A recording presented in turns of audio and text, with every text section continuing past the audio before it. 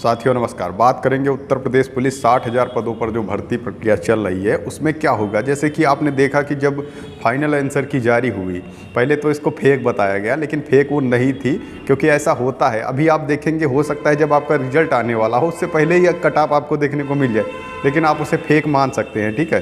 तो लेकिन जब तक ऑफिशियली ना आ जाए तो वो फेक ही माने तो ज़्यादा बेहतर होगा। लेकिन अभी ऑफिशियली आ चुका है और इसमें सब कुछ बता भी दिया गया है कि कितने क्वेश्चन को रद्द किया गया है, कितने क्वेश्चन को क्या किया गया है, ये सब बता दिया गया है। अब उसमें सबसे ज़्यादा दिक्कत कहाँ पर आ रही है? सबसे ज़्यादा दिक्कत, जैसे कि आपने देखा होगा, 31 की सेकंड में 7 क्वेश्चन को कैंसिल कर दिया गया है और 30 की सेकंड में शायद जो है 6 क्वेश्चन को कैंसिल कर दिया गया है। तो दिक्कत क्या इन लड़कों में आएगी या फिर जिसके कैंसिल नहीं हुए किसे दिक्कत होगी? किसे नॉर्मलाइजेशन का फ़ायदा ज़्यादा होगा और किसे नुकसान होने वाला है? इस पर आप लोगों का डर जो बना हुआ है उस पर बात करने वाले हैं। लेकिन अगर आपने चैनल को सब्सक्राइब नहीं किया है तो उसे आप पहले कर लीजिए तुरंत के तुरंत, ठीक है। और बाकी वीडियो को शेयर कर दीजिएगा, लाइक करिएगा, सब्सक्राइब जरूर कर लीजिए। अब देखो, बात करें क्या किसी को नुकसान होगा क्या। जैसे कुछ लोग बोल रहे हैं कि 31 सेकंड में तो हमें ऑलरेडी नुकसान हो चुका है। ऐसा नहीं है, ठीक है। किसी को नुकसान नहीं हुआ है।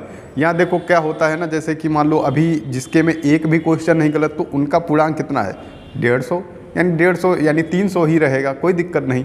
लेकिन जिसके में 7 क्वेश्चन जैसे हो गए तो वो 143 आ गया ना। अब इसका गुणांक आप निकाल लीजिए। गुणांक 1 पॉइंट जो भी निकले, कैसे निकालेंगे? 150 को 143 से भाग दे दीजिए, निकल आएगा। जो निकलेगा उसमें अब आपको गुणा करना है रियल आपके क्वेश्चन कितने हैं। रियल आपके क्वेश्चन कितने हैं? मान लो कि आपके 100 क्वेश्चन सही हो रहे हैं, तो जब 100 से गुणा करेंगे फिर जो निकल के आएगा उसको 2 से गुणा कर देंगे। वो आपके इस समय के रियल नंबर हैं, समझ रहे हो? नॉर्मलाइज स्कोर नहीं है वो आपका।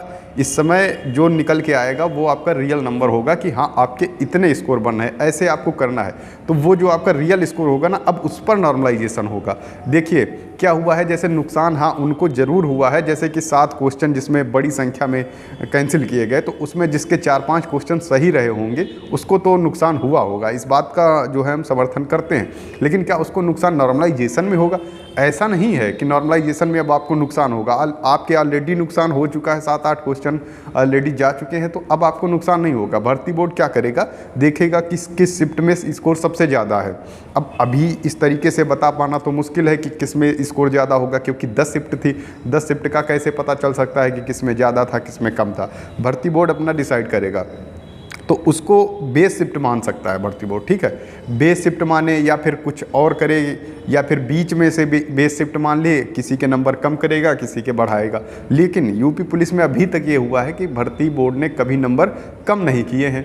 तो जब नंबर कम नहीं किए हैं तो जो सबसे ज़्यादा स्कोर कर रही होगी कहीं ना कहीं उसे ही बेस शिफ्ट मान के नॉर्मलाइजेशन करेगा भर्ती बोर्ड। इसी तरीके से करेगा ना, तभी तो किसी के नंबर ज़्यादा बढ़ेंगे, किसी के थोड़ा कम बढ़ेंगे, किसी के हो सकता है ना भी बढ़े, ठीक है। तो ये आप लोग समझ लीजिए, किसी को नुकसान नहीं होने वाला है। जैसे 31 सेकंड वाले बहुत ज़्यादा परेशान है, 30 सेकंड वाले ज़्यादा परेशान है, किसी के में तो 1 ही 2 सिर्फ कैंसिल हुए, किसी में बहुत ज़्यादा हो गए।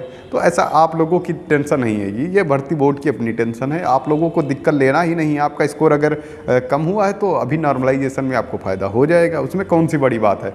क्योंकि आपका नुकसान हुआ है कहीं ना कहीं, वो पूरी शिफ्ट का नुकसान हुआ है। जब पूरी शिफ्ट का ही स्कोर कम हो जाएगा तो निश्चित ही आपको नॉर्मलाइजेशन में फ़ायदा मिलेगा। इसमें डरने की क्या बात है? इसमें कोई डरने जैसी चीज़ है ही नहीं कि आपका नुकसान हो जाएगा। बस आप रियल नंबर निकाल के रख लीजिए, वो तो फिर बाद में भर्ती बोर्ड अपना करेगा काम।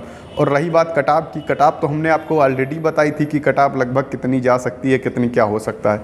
अब कटाप पे दूसरा वीडियो तो हम इस समय नहीं ला सकते, क्योंकि आप लोग बेसब्री से इंतजार कर रहे हैं रिजल्ट का। अगर अभी हम कटाप पे वीडियो बना देंगे तो आप लोग को दिक्कत होगी। देखिए फिर भी हम एक ये बता देते हैं कि किसी शिफ्ट में 185 वाले का नाम आ जाएगा और किसी में हो सकता है ना।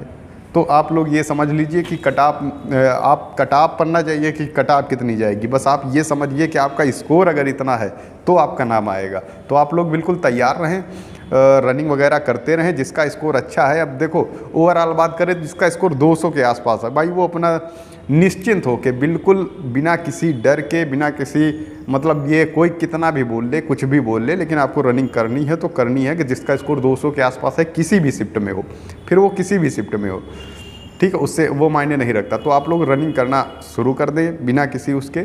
और बाकी रही बात नॉर्मलाइजेशन, तो नॉर्मलाइजेशन जैसे भी होगा वो तो खैर पता ही चल जाएगा, लेकिन इस बार नॉर्मलाइजेशन अच्छा होगा, ये बात आप लोग समझ लीजिए। नॉर्मलाइजेशन अच्छा मतलब हाँ, आपको नंबर बढ़िया मिलेंगे, मतलब जिसको मिलेंगे फिर वो अच्छे ही नंबर मिलेंगे। ऐसा कुछ नहीं है कि 2-4 नंबर का नॉर्मलाइजेशन होगा, ऐसा बिल्कुल नहीं होने वाला। तो आप लोगों की जो चिंता थी कि कम होंगे या कुछ होगा, उनको नुकसान वगैरह कुछ नहीं होगा। आप लोग परेशान ना हो, बस रनिंग करते रहें। 200 के आसपास जो लोग हैं वो अपना रनिंग करें। उससे कम पर भी हम बोल रहे हैं बार बार कि उससे कम पर भी नाम आएगा, 180 185 पर भी नाम आएगा, वो चाहे जनरल, ओबीसी, ईडब्ल्यूएस की ही बात कर रहे हैं। एससी एसटी वाले तो वाकई में और कम जाने वाले हैं। रही बात फीमेल की मेरिट और कम जाने वाली है। तो आप लोग तैयार रहें। बाकी कोई डाउट है तो नीचे कमेंट करिएगा, उसका रिप्लाई करेंगे। Okay, thank you.